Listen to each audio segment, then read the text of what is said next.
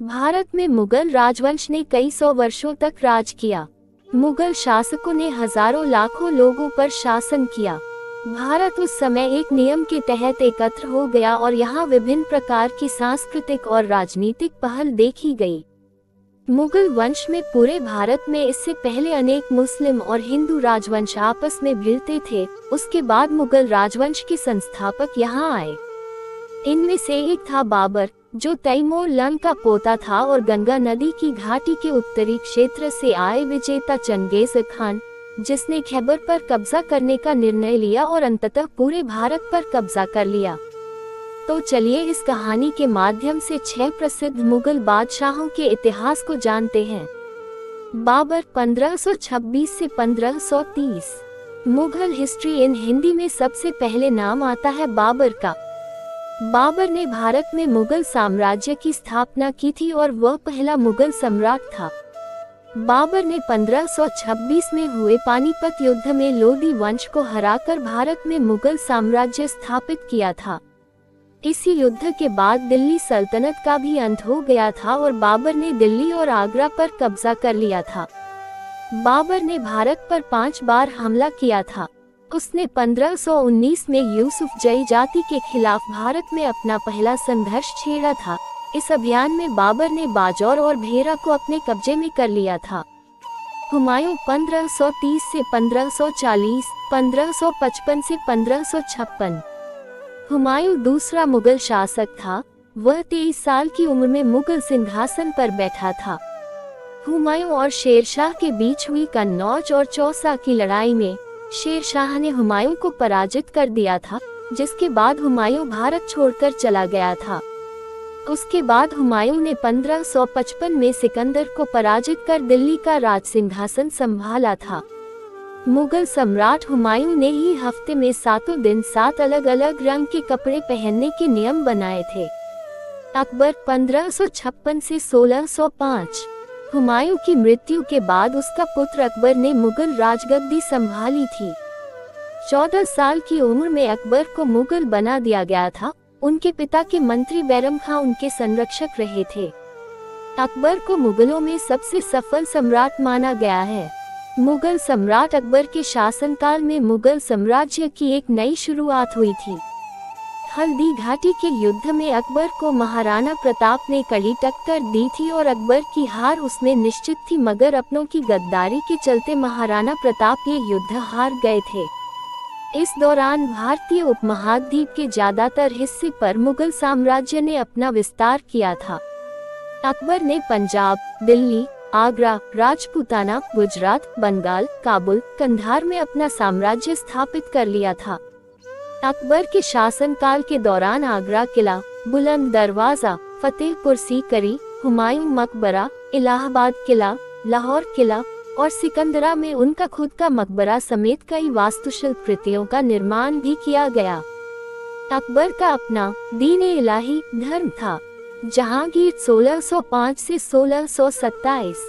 अकबर की मौत के बाद उसके बेटे सलीम जहांगीर मुगल साम्राज्य के शासक बने।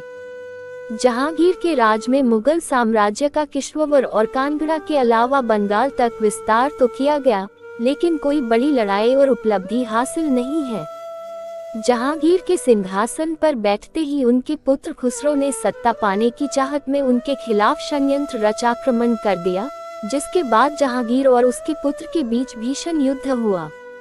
वहीं इस युद्ध में सिखों के 5वें गुरु अर्जुन देव जी द्वारा खुसरो की मदद करने पर जहांगीर ने उनकी हत्या करवा दी थी।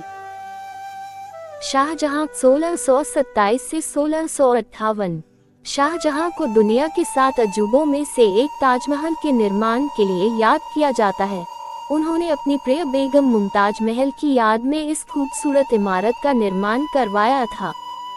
शाहजहां मुगल साम्राज्य के सबसे बड़े लोकप्रिय बादशाह थे, जिन्हें पड़ोसी राज्यों के लोग अपनी विदेश नीति के लिए भी सर्वश्रेष्ठ मानते थे। शाहजहां ने अपने शासनकाल में मुगल कालीन कला और संस्कृति को जमकर बढ़ावा दिया था, इसलिए शाहजहां के युग को स्थापत्य कला का स्वर्णिम युग एवं भारतीय सभ्यता का सबसे समृद्ध काल के रूप में भी जानते हैं। वहीं शाहजहां को जीवन के अंतिम दिनों में उनके क्रूर पुत्र औरंगजेब द्वारा आगरा किला में बंदी बना लिया था। औरंगजेब 1658 से 1707। मुगल हिस्ट्री इन हिंदी में सबसे ज्यादा जाना जाने वाला एक और नाम है औरंगजेब।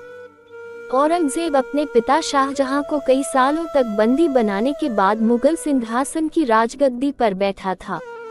औरंगजेब मुगल वंश का इकलौता ऐसा शासक था, इसने 49 साल भारत पर राज किया था। औरंगजेब ने अपने शासनकाल में भारतीय उपमहाद्वीप के ज्यादातर हिस्सों पर अपने साम्राज्य का विस्तार किया था। औरंगजेब ने अपने शासनकाल के दौरान कई लड़ाई जीती, लेकिन वह मराठा साम्राज्य के संस्थापक छत्रपति शिवाजी महाराज से बुरी हार हारा था। मुगल शासक शाहजहां ने ताजमहल बनवाया और उसने शिल्पकला और भव्य स्मारक निर्मित किए थे। उस समय में अनमोल हीरे और रत्नों से बना सुंदर सिंहासन भी उसने बनवाया था। इस खास सिंहासन का नाम तख्त-ए-ताउस था। ताउस एक अरबी शब्द है जिसका मतलब मोर या मयूर होता है। अकबर एक विचित्र बीमारी से पीड़ित था जिसमें उसे पढ़ने लिखने में काफी दिक्कतें आती थी। इतिहासकारों के मुताबिक अकबर एक अनपढ़ था जिन्हें डिस्लेक्सिया यानी पढ़ने लिखने में समस्या की बीमारी थी। अबुल फजल के आईने अकबरी में भी इस बात का जिक्र है। अनमोल कोहिनूर हीरा एक वक्त तक मुगल साम्राज्य के अधीन था, जिसे मुगल शासक सर के ऊपर ताज में इस्तेमाल किया करते थे। कहा जाता है हुमायूं को नशे की लत थी, इसी के चलते उसे शेरशाह सूरी से पराजय मिली थी तथा कई साल उसे अज्ञातवास में गुजारने पड़े थे। सूरी की मौत के बाद हुमायूं दोबारा सत्ता पर आ गया था। औरंगजेब ने सत्ता को हासिल करने के लिए अपने ही 3 भाइयों की हत्या कर दी थी। औरंगजेब ने मुगल शासन की राजधानी को दिल्ली से बदलकर महाराष्ट्र के मराठवाड़ा में स्थापित किया था। यहाँ औरंगजेब ने अपने नाम से राजधानी के लिए जिस शहर को चुना था उसे हाल फिलहाल औरंगाबाद कहा जाता है। अकबर के समय में सबसे अधिक सैन्य रचना, राज्यों की रचना तथा चलन में काफी सारे बदलाव दिखाई पड़ते हैं। एक तरह से अकबर दूरदृष्टि वाला शासक था। अकबर के दरबार को नवरत्नों का दरबार कहा जाता है, जिसमें बीरबल, तोडरमल, तानसेन इत्यादि शामिल थे। भारत के इतिहास में गुप्त साम्राज्य और शाहजहां के साम्राज्य को स्वर्णिम युग कहा जाता है, जिसमें अनेक सुंदर वस्तुओं के साथ कला के एक से एक नमूने स्थापित हुए थे। लगभग 331 साल तक भारत पर शासन करने वाले मुगल शासन का सबसे अधिक विस्तार अकबर, औरंगजेब के शासन में हुआ था।